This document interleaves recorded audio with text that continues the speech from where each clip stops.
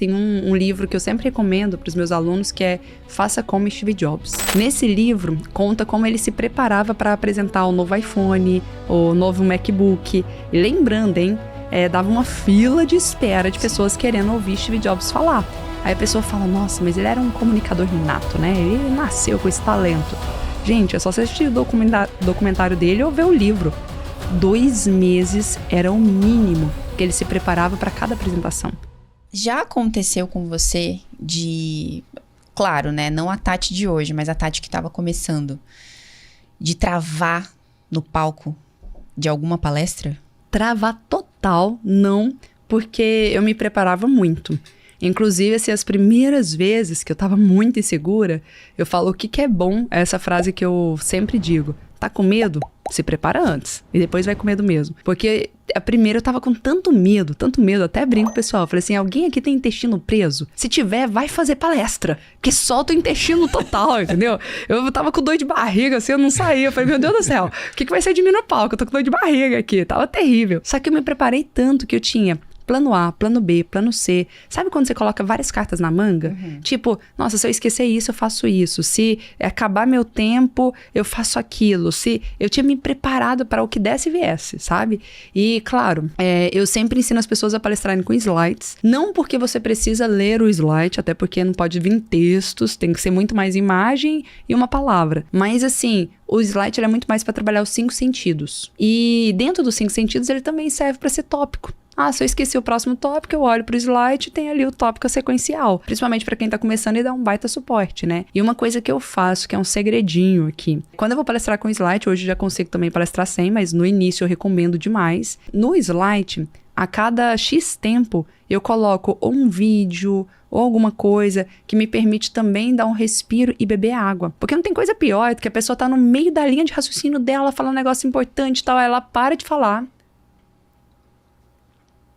E ainda fica assim, dependendo do microfone, ainda fica pegando. Mal. E todo mundo olhando pra sua cara, aquele constrangimento total, e você com a boca seca, eu tenho que beber água, senão daqui a pouco vai falhar a voz. Não tem nada pior que isso. Então, o que eu faço? Primeiro que existe um estudo que mostra que a cada 7 minutos é importante ter uma quebra de estado, para não ficar muito monótono a comunicação. Então, a cada 7 minutos tem que ter alguma coisa, ou interação com o público, ou eu conto uma história, ou eu mudo a entonação de voz, ou eu desço do palco. Tem que ter uma quebra de estado, porque senão vai ficar muito aquele negócio... Aí, o que eu faço? Aí eu falo que é igual o batimento do coração, né? Vai ter que ter os altos e baixos. Senão ele vai ficar igual o coração, fica tá batendo. Agora, se o coração ficar morreu, né? Tem gente que morreu na palestra, então é a mesma coisa. E aí, o que eu faço? Quando eu passo um vídeo, ele é uma quebra de estado. Porque o vídeo, ele mexe também com 5 sentidos. Geralmente tem música, áudio, muda o tom de voz. E nisso eu ganho tempo para respirar, para beber uma água, para retomar minha linha de raciocínio. O que eu vou falar na sequência? Será que eu lembrei de falar tudo? Ou será que eu pulei alguma parte? E aí eu me recomponho para voltar. Então, sempre minhas palestras, elas têm Tem muito vídeo das minhas palestras. Não são vídeos longos, até porque uma palestra de 1 hora, você passar um vídeo longo, aí fica monótono do meu jeito. Então, são vídeos, às vezes, de 30 segundos, 1 minuto, coisa rápida, mas que tem a ver com o meu conteúdo, que traz um incremento novo e que me faz ganhar tempo também. Você vê que isso comprova uma frase que a gente repete muito aqui, que antecipação é poder, reação é fraqueza, né? Como é que eu me preparo pra não travar? Se prepara antes, pô. Se prepara antes. O tempo inteiro a gente fala sobre isso, né? Sim. E realmente isso faz toda a diferença. Que Nossa, legal. aí você falando sobre isso, eu só lembrei, tem um livro que eu sempre recomendo para os meus alunos, que é Faça como Steve Jobs. Nesse livro, conta como ele se preparava para apresentar o novo iPhone, o novo MacBook. E lembrando, dava uma fila de espera de pessoas querendo ouvir Steve Jobs falar. Aí a pessoa fala, nossa, mas ele era um comunicador nato, né? Ele nasceu com esse talento. Gente, é só você assistir o documentário dele ou ver o livro. 2 meses era o mínimo que ele se preparava para cada apresentação. Aí eu fico perguntando, se todos nós gastássemos 2 meses se preparando para fazer uma apresentação, talvez a gente mandasse bem também como ele, entendeu? Porque ele pensa no espetáculo, tá? Que analogia eu vou usar? Nossa, eu quero mostrar que o Mac Air é fino. Como que eu posso fazer para mostrar que o Mac Air é fino? Vou colocar ele dentro de um envelope, sabe? Isso aí foi tudo muito pensado. Foi tudo muito desenhado. Ele mesmo fala, ele falou, tem que fazer cada apresentação como um espetáculo. Não é só uma apresentação que eu vou chegar lá e falar, olha, acabei de lançar um Mac. Não, Ele preparava um vídeo, né? Esse vídeo mexia com todas as emoções. Ele era o rei das narrativas. Então, tudo era narrativa, storytelling. Ainda mais quando ele trabalhou no projeto da Pixar, né? Montou a Pixar lá. Aí que ele entendeu o que era a questão dos roteiros hollywoodianos, tal. E ele trouxe mais disso ainda para dentro da Apple. Lá é tudo storytelling, é tudo narrativa, que é uma das coisas que eu também trabalho com profundidade. Grandes marcas, grandes pessoas sabem o poder da narrativa e incluem isso na sua comunicação. Qual você acha que hoje é a maior dificuldade de alguém que está começando a aprender a se comunicar em público ou começando a aprender a ser um palestrante? Primeira maior dificuldade conhecida por todos é o medo do julgamento mesmo. É o medo de falar em público. Inclusive, foi feita uma pesquisa que mostrou que o maior medo que as pessoas têm, inclusive esse medo está acima do medo de morrer, é o medo de falar em público, né? Então, as pessoas têm medo do que vão falar de mim, o que vão pensar, sabe? E quando a gente consegue vencer esse medo, já é meio caminho andado, porque o restante tem técnicas.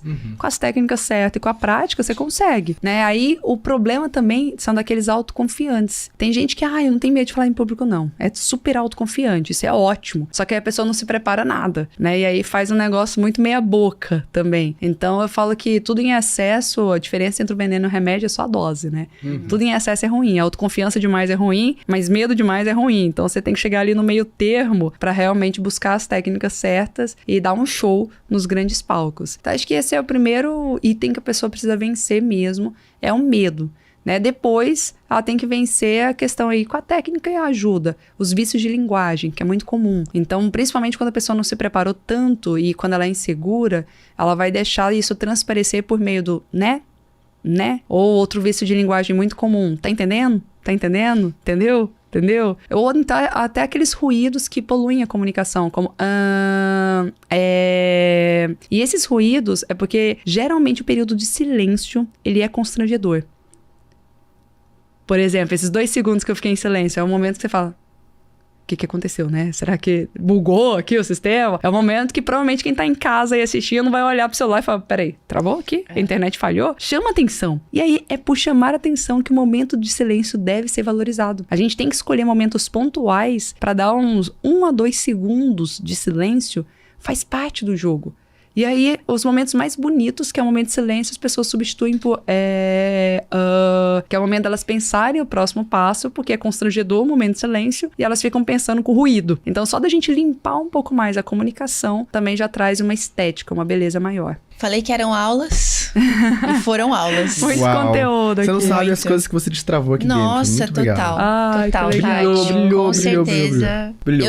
Você foi falando e eu fui me vendo em muitas coisas. Eu falei, nossa, olha isso. Mudei muito a percepção de várias questões, principalmente o lance da voz, que eu me vi muito no festival. A minha voz estava aqui, ó. Eu quase voei. Tava a voz de cabeça. Tava a voz de cabeça e eu percebi em alguns momentos, não sei se tu percebeu, mas em alguns momentos a voz, ela tava até, como é que fala? Fiquei trêmula, sabe? Trêmula. E eu querendo falar e parece que não saía e tal. Acho que só no 3º dia que eu fui começar a melhorar esse lance da entonação da voz. Então isso é muito, muito massa, porque daí você traz consciência pra isso, na hora de executar, você vai mais presente pra isso. Então. Exatamente. E só de tomar consciência e trabalhar de forma intencional, você já vai perceber uma mudança tremenda. As pessoas vão perceber. E é legal, por exemplo, eu vejo palestrante que quer colocar energia lá em cima. E é importante você elevar a energia do público. Só que a pessoa grita. E se ela grita com a voz de cabeça, fica extremamente desconfortável, fica estridente. Então, Tati, eu quero colocar a voz lá em cima. Eu quero perguntar, quem tá aqui? Me fala eu. Quem tá aqui? Só que se eu fizer com a voz de cabeça, vai ficar agudo. Então, como que eu posso gritar, mas de uma forma confortável? Com a voz de peito, uma voz mais grave. Eu tenho que, né, tem que ser no limite ali que não... Tem pessoas que falam, ai, que tá desconfortável. Nossa, que voz chata, estridente e tal. Então, a pessoa acaba não se energizando naquele ambiente.